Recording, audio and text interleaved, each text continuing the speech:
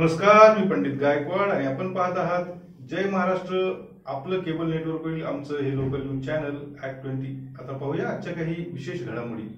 भारतीय जनता पार्टीचे नवनियुक्त विधान परिषद सदस्य आमदार अमित गोरखे यांचा नुकताच शहरात सत्कार करण्यात आला। सत्कार समारंभानंतर पत्रकारांशी बोलताना आमदार गोरखे यांनी अबकडवलीकरणाच्या समर्थनात बोलताना सर्व मागास समाज घटकातील शेवटच्या वर्गालाही आरक्षणाचा लाभ मिळावा असं म्हटलंय। क्रिमिलेअर बाबत सरकार मागासवर्गीयांना ते लावणार नाही, आम्ही त्यासाठी सरकारकडे पाठपुरावा करू असंही ते म्हणाले। अबकड आरक्षणामध्ये आमचे मातंग समाजाचे असेल, चर्मकार समाज असेल, ढोर समाज असेल किंवा 59 सगळ्याच लोकांना याचा फायदा होणार आहे। त्यामुळे ह्याला वेगळ्या पद्धतीने पुन्हा एकदा नेरेटिव्ह चालू होऊन याला विरोध करणं अत्यंत चुकीचं आहे। कारण याच्यातनं येणाऱ्या अनेक अनुसूचित जमाती ज्यांना खऱ्या अर्थानं आजपर्यंत आरक्षण मिळालं नाही त्याचा फायदा होणार आहे। त्यामुळे ह्याला जो कालचा बंद जो पुकारला गेला त्याला आम्ही विरोध केला सगळ्यांनी। संघाच्या माध्यमातून विरोध केला हे बघा, राष्ट्रीय स्वयंसेवक संघ त्यांच्या पद्धतीनं काम करत असताना आज मातंग समाज असेल, चर्मकार समाज असेल किंवा इतर समाज असेल, ह्या सगळ्यांना अबकड आरक्षण म्हणजे काय याची नेमकी जाणीव आहे। आणि ती जाणीव असताना अबकड आरक्षणामुळं फायदा कसा होणार आहे हे त्या सगळ्यांना माहिती असल्यामुळं हा त्या समाजातनं खऱ्या अर्थानं पाठिंबा आहे।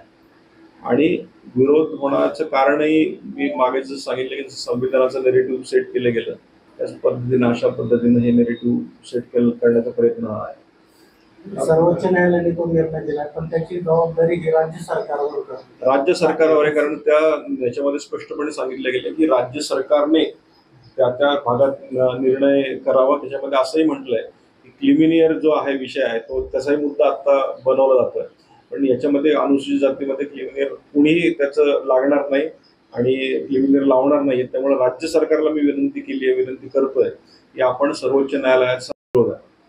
कारण का तर अशा प्रकारचं लोकसंख्या आणि अशा प्रकारची घोषणा करत असताना आपण नेमकं काय त्यात चूक झाली बार्टीनी बघणं गरजेचं आहे। आणि समसमान सगळ्या गोष्टी देत असताना विशिष्ट समाज लोकसंख्ये दृष्टीने कमी आणि विशिष्ट समाज एवढा तिपटीने वाढतो, म्हणजे याच्यात काहीतरी प्रॉब्लेम आहे आणि काहीतरी मला वाटतं याच्यात मोठी चूक झालेली आहे। त्यामुळे त्याला मी पुन्हा एकदा मी राज्य सरकारला विनंती करणार आहे, जी घोषणा बार्टीनी केली ती आपण व्यवस्थित चेक करावी आणि त्याचं पुन्हा एकदा त्यांनी अनालिसिस करून पुन्हा एकदा जाहीर करावं। त्यांनी तुमच्या एका मुलाखतीत असं म्हटलं की मला भारतीय जनता पार्टीने म्हणजे आमच्या समाजाला आम्हाला स्थान दिलंय ते काँग्रेस आणि इतर ज्या राष्ट्रवादी मिळालं नव्हतं आम्हाला। बघा, डॉक्टर बाबासाहेब आंबेडकरांनी खऱ्या अर्थानं संविधान मांडण्याचं काम केलं आणि त्या डॉक्टर बाबासाहेब आंबेडकरांना सुद्धा काँग्रेसने पाडण्याचं काम केलं। आज भारतीय जनता पार्टीने डॉक्टर बाबासाहेब आंबेडकरांचं लंडन मधलं घर असेल किंवा चैत्यभूमी असेल या सगळ्या ठिकाणी भारतीय जनता पार्टीने निधी दिला। संविधान दिवस पण भारतीय जनता पार्टी आणि महायुती सरकारने चालू केला आणि हे सगळं करत असताना काँग्रेसला कधीही वाटलं नाही की मातंग समाजाला विधान परिषद किंवा राज्यसभा द्यावी। त्यांनी फक्त आमच्या समाजाचा वापर केला। त्यांच्यात खऱ्या अर्थाने हिंमत असेल त्यांनी अजूनही हे करून दाखवावं, पण ते भारतीय जनता पार्टीने केलं। भारतीय जनता पार्टी खरं हा संपूर्ण पक्ष महायुती ही आमच्या समाजाबरोबर असं मला वाटतं आणि म्हणूनच हा इतिहास घडला आणि माझ्या रूपानं समाजाला पहिल्यांदा विधान परिषद मिळाली। मला एक असं विचारायचं आहे की जो सर्वोच्च न्यायालयाने निर्णय दिला वर्गीकरण करायचं आणि क्रिमिलेअर मिळाला, तर ते वर्गीकरणाच्या बाजूला आहे, पण तुम्ही ते क्रिमिलेअरच्या बाजूला आहात का? नाही, क्रिमिनियर त्याच्यात तुम्ही जर नीट वाचलं तर क्रिमिनियर हा मुद्दा जो ना तो निर्णय हा तिथल्या राज्य सरकारने घ्यायचा। तरी स्पष्ट राज्य सरकारने घ्यायचा, हो, दोन्ही निर्णय घ्यायचा। पण मी सांगतो ना, मी म्हणजे क्रिमिनियर हे अनुसूचित जातीला लागू होऊ शकत नाही। राज्य सरकार तो निर्णय घेणारही नाही आणि मला वाटत नाही कुणी त्यात, कारण कसं अनुसूचित जातीमध्ये ऑलरेडी अजूनही अनेक लोक वंचित आहेत, शोषित आहेत आणि 8 लाखापर्यंतचा निर्णय त्या क्रिमिनल लागू होतो। त्यामुळे तो निर्णय आमचं सरकारही घेणार नाही, ठामपणे सांगतो। हो, सरकारला मी पत्र दिलंय की आज अशी हे करत असताना क्रिमिनल ह्या विषयात आपल्याला म्हणजे क्रिमिनल हा विषय होऊ शकत नाही, आपल्याला अबकड आरक्षण फक्त पाहिजे। जे अन्नपूर्ती आर्थिक महामंडळ जे आहे हे बँका शासन यांना बँकांना जे दरवर्षी 200 फायली मंजूर करण्याचं, मात्र आज त्याची अंमलबजावणी फक्त 4 ते 5 ह्याच फायली एवढ्या होतात। याच्यासाठी काय करणार? नाही, काय झालंय की याच्यामध्ये मी त्याच्या मागे लागलो, काही जाचक अटी आहेत. खरं तर मातंग समाजामध्ये सरकारी नोकर किंवा स्वतःची जमीन तारण ठेवा अशा अटी आहेत. त्यामुळे आमची लोक तिथपर्यंत पोहोचत नाही आणि सरकारी नोकर समाजामध्ये नाही आहेत. म्हणून यापैकी एक अट कुठली तरी शिथिल करावी यासाठी मी मागणी करतोय. त्यामुळं ती अट शिथिल झाल्यावर जास्तीत जास्त लोक त्यापर्यंत पोहोचतील. दुसरं महत्त्वाचं, बँका थोडंसं महामंडळाचं नाव काँग्रेस सरकारच्या काळातच भ्रष्ट महामंडळ म्हणून महामंडळाचं नाव त्यांनी खराब केलं, म्हणून थोड्या बँका यूज करतात. पण ज्यावेळेस बँकेत फाईल जाते आणि मला स्वतःला फोन येतो त्यावेळेस बँका लगेच करतात. तुम्ही या वर्षातलं जर रेशो पाहिला तर प्रचंड मोठा रेशो आहे. 1 लाखाची योजना असेल, 5 लाखाची योजना असेल, 7 लाखाची योजना असेल, मोठ्या प्रमाणात आता चालू झालंय आणि आता स्थिर स्थावर होतंय महामंडळ व्यवस्था. तुमची जी यात्रा आहे कधी सुरू झाली आणि कधी तुम्ही जाणार? 3 तारखेला ही यात्रा चालू झाली. त्याच्यामध्ये आता पश्चिम महाराष्ट्राला सगळा भाग असेल, जालना असेल, आपल्या अहिल्यानगर मधला भाग असेल, शिर्डी असेल. आता मी तिकडनं परत नांदेडला चाललो. नांदेडवरनं उद्या उदगीर आहे. वंचित बहुजन आघाडीची विद्यार्थी विंग सम्यक विद्यार्थी संघटना राज्यातील मागासवर्गीय अल्पसंख्याक विद्यार्थ्यांच्या प्रश्नावर राज्यात लवकरच मोठं आंदोलन उभारणार आहे. संघटनेचे प्रदेश प्रवक्ते प्रशांत बोर्डे यांनी एका पत्रकार परिषदेत ही माहिती दिली. सर्व जिल्ह्यातील विद्यार्थ्यांचे प्रश्न जाणून घेत त्यांच्यात जनजागृती करून हे आंदोलन करण्यात येणार असल्याचं त्यांनी सांगितलं. जो स्टूडेंट विंग है इनकी ओर से आज जो प्रेस ली है, ये प्रेस के अंदर हम कुछ हमारे 2-4 प्रमुख मांगे हैं, ये हमने यहाँ पे रखी है. जो अनुसूचित जाति जमाती के स्टूडेंट है, लगभग ये 1.5 लाख लोग हैं. इन 1.5 लाख स्टूडेंट की फेलोशिप जो है पिछले 3 सालों से दी नहीं है. इसके बाद में जो स्वधार योजना है, ये स्वधार के बारे में भी हमारी कुछ यहाँ पे मांगे थी, वो हमने यहाँ पे रखी है. उसके बाद में जो रिसर्च स्टूडेंट की जो फेलोशिप का मसला है वो भी हमने यहाँ पे रखा है. ये 2-4 जो मसले हैं इनको लेके वंचित बहुजन आघाड़ी की ओर से सम्यक विद्यार्थी आंदोलन आने वाले वक्त के अंदर हम महाराष्ट्र के अंदर पूरे स्टूडेंट को, ये SC है, ST है, OBC है या minority Muslim, in sub student को एक साथ लेके इकट्ठा करके सरकार के खिलाफ हम एल्गार पुकारने वाले हैं. सबसे आंदोलन ये आंदोलन हमारा जो संगठन है, संगठन मानी मतलब कौन सा भी अगर आपको आंदोलन करना है तो उसके बारे में आपको पहले संगठन मजबूत करना पड़ता है. इस इश्यू के बारे में हम पहले पब्लिक में जाएंगे, पहले स्टूडेंट में जाएंगे, उनको कन्विंस करेंगे, उनको बताएंगे कि भाई मसला क्या है, कि हमारे कौन से अधिकार और हक जो है सरकार मार रही है, ये पहले स्टूडेंट को बताएंगे, उसके बाद में हम आंदोलन पुकारने वाले हैं. ये आंदोलन पूरे महाराष्ट्र के अंदर होने वाला, बस मतलब जो भी है पूरे स्टेट के अंदर के हमारे जो 36 जिला है, पूरे जिला अध्यक्ष और जिला कमेटियों को साथ में लेकर श्रद्धेय नेता बाला साहब आम्बेडकर इनके नेतृत्व में हम ये आंदोलन करने वाले हैं. हाँ, माइनॉरिटी जितना भी माइनॉरिटी है, हम सब माइनॉरिटी, ऐसा नहीं है कि खाली एक जात को लेके कर रहे हैं. माइनॉरिटी में के पूरे स्टूडेंट को एक साथ में लेके हम ये आंदोलन करने वाले हैं. मैं प्रशांत बोर्डे, राज्य प्रवक्ता सम्यक विद्यार्थी आंदोलन. रिक्षा चालकांच्या अनेक संघटनांच्या पदाधिकाऱ्यांनी आपल्या विविध मागण्यांसाठी जिल्हाधिकारी कार्यालयासमोर आंदोलन केलं. ऑनलाईन पावती देणं बंद करा, परमिटची अट रद्द करा, ई रिक्षाला शहरात वाहतूक करण्याची परवानगी देऊ नये, या आणि इतर काही मागण्यांसाठी प्रशासनाला 15 दिवसांची मुदत देण्यात आली आहे. जर मागण्या मान्य झाल्या नाहीत तर 15 दिवसानंतर संपूर्ण छत्रपती संभाजीनगर शहरामध्ये रस्त्यावर रिक्षा उभ्या करून आंदोलन करण्यात येणार असल्याची माहिती या पदाधिकाऱ्यांनी दिली. गेल्या अनेक वर्षांपासून, विशेषतः हे मोदी सरकार आल्यापासून ऑनलाईन पावतीची जी रक्कम आहे त्याच्यात वाढ करण्यात आली.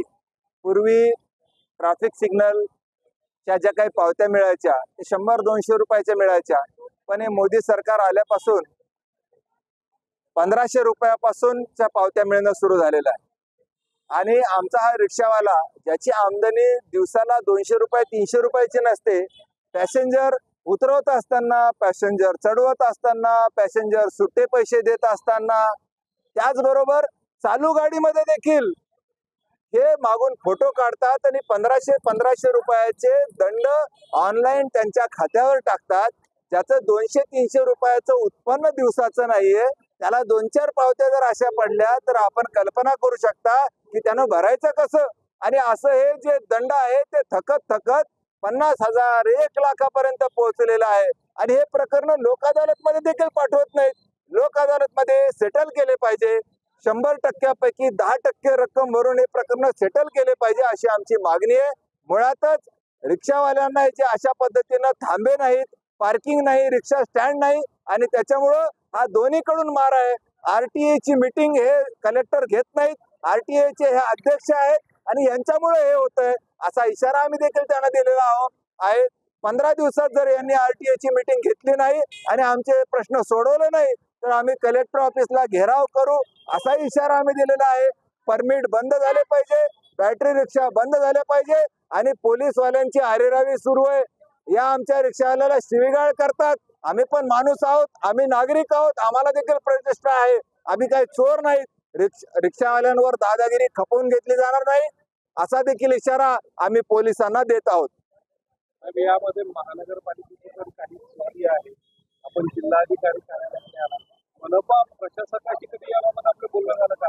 रिक्षा स्टँड असेल, नवीन बेल्ट असेल किंवा त्यांना रिक्षांची चढ उतार, प्रवाशांना चढ उतार करण्यासाठी त्यांना पॉईंट देणे किंवा जागतिक लेवलचं आपलं शहर आहे, रेल्वे स्टेशनचा जो थांबा आहे तो अनधिकृत आहे, एअरपोर्टचा जो थांबा आहे विमानतळाचा तो तिथे थांबा नाहीये, याबाबत काय सांगा?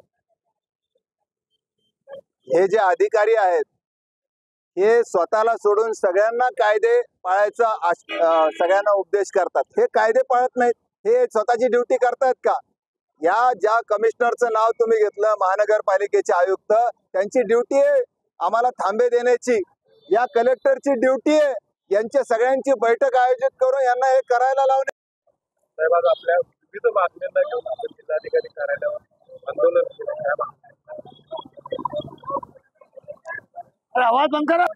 आज जो आंदोलन रखे थे हमने, लाल बटा ऑटो रिक्शा यूनियन, न्यू जनता ऑटो रिक्शा वन, छावा संगठना, अमजद भाई अपने निसार भाई, जितने संगठन पूरे संगठन मिलकर रखे थे। हमारी डिमांड है ऑनलाइन पावती बंद करो, परमिट बंद करो, ई रिक्शा बंद करो। हम डिमांड के लिए इसलिए हमने आज धरना रखे थे और संगठन के लोगों का धरना था, जितने संगठन के लोग है उनके लोग था। अभी रिक्शा वालों को अपनी जगह ही नहीं है। रिक्शा वाले अपने गाड़ा धंधा कर रहे हैं, हम बोले आप रिक्शा धंधा करो। 15 दिन के अंदर हमने वक्त दिए कलेक्टर साहब को, अगर 15 दिन में हमारी डिमांड नहीं हुई तो हम हर चौरस्ते पर हमारी रिक्शा छोड़ेगी।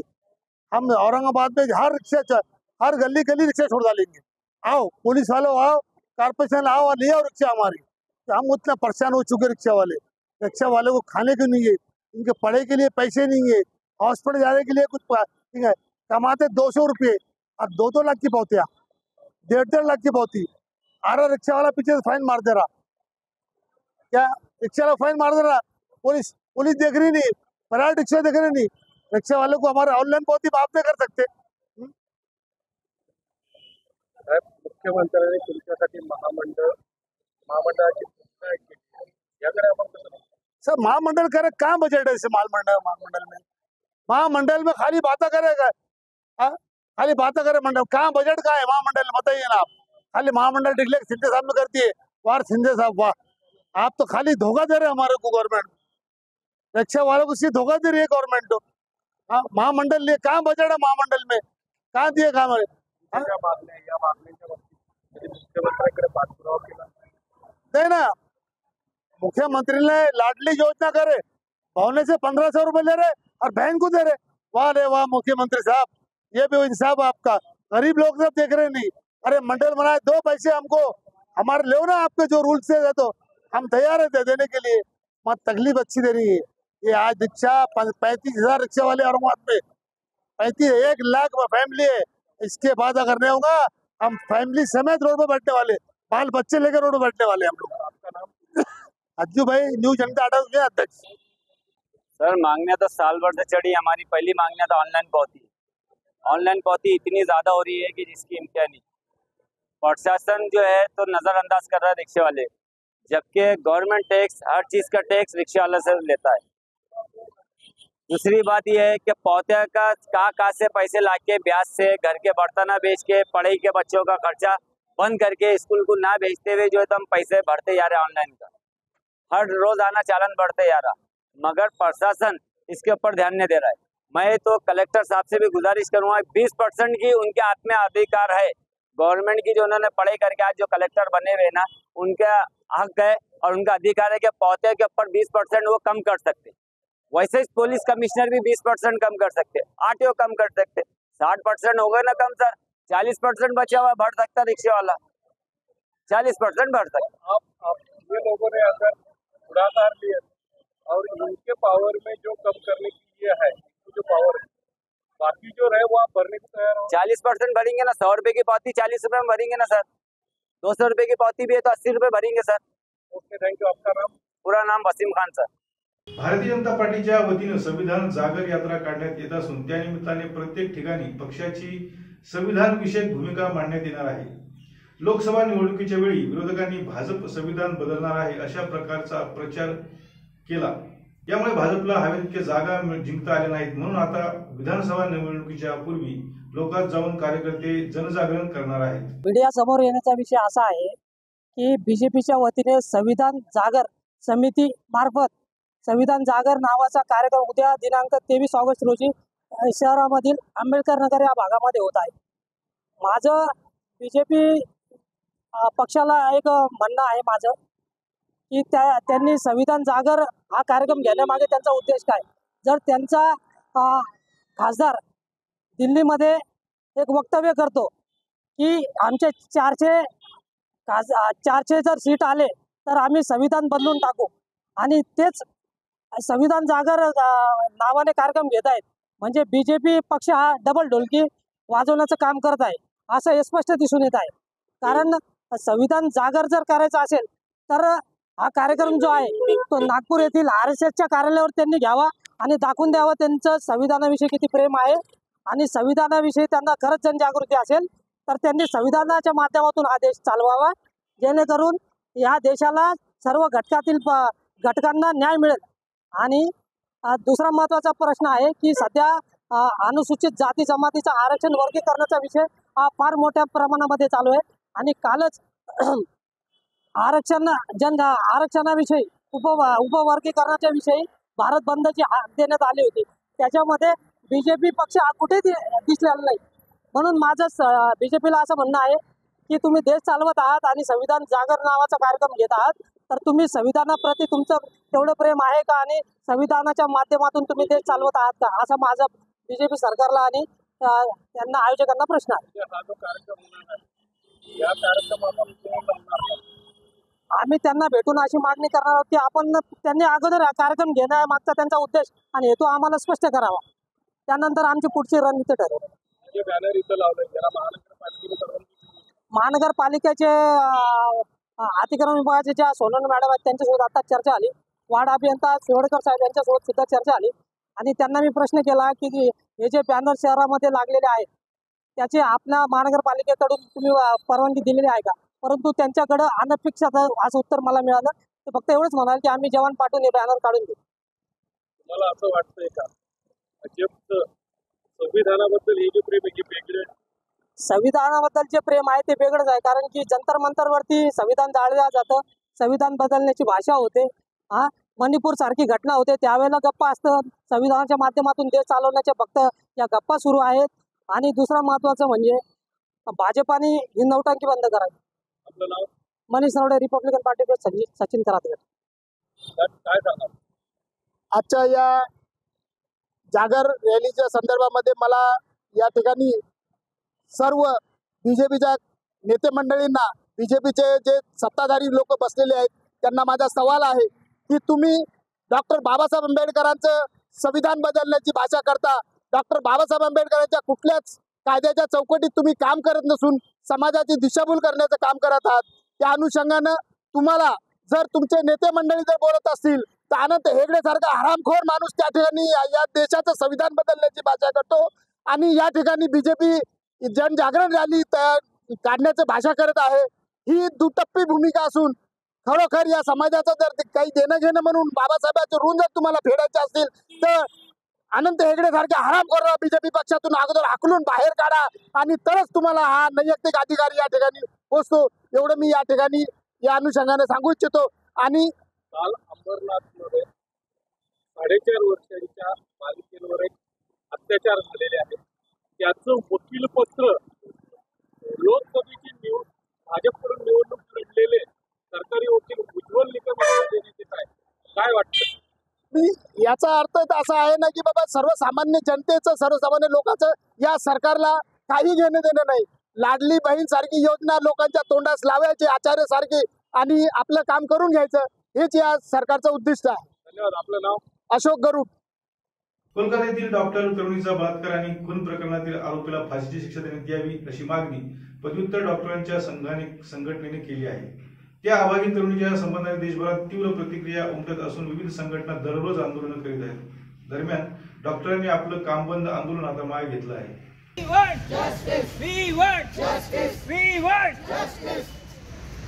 जनता क्यों नहीं भड़की है? हमारे देश की लड़की है। जनता क्यों नहीं भड़की है?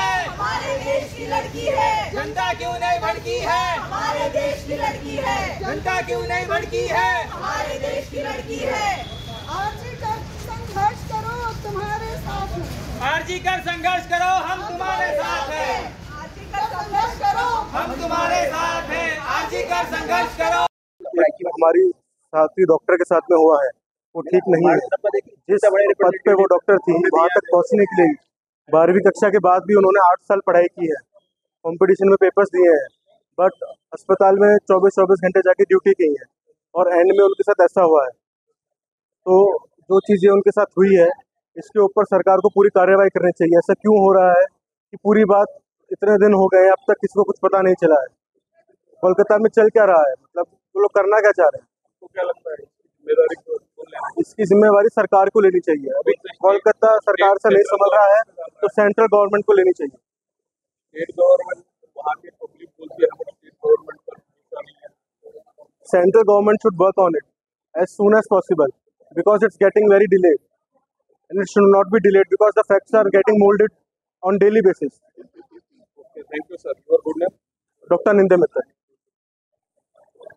आज हम लोग यहाँ पे सभी लोग एकत्रित हुए हैं, तो इसका मुद्दा ये है, आज 10 दिन हो गए हैं कि हमारी एक फेलो डॉक्टर जिसका रेप और मर्डर हुआ है, 10 दिन के बाद भी अभी तक कुछ भी कार्यवाही प्रॉपर तरीके से नहीं हो पा रही है.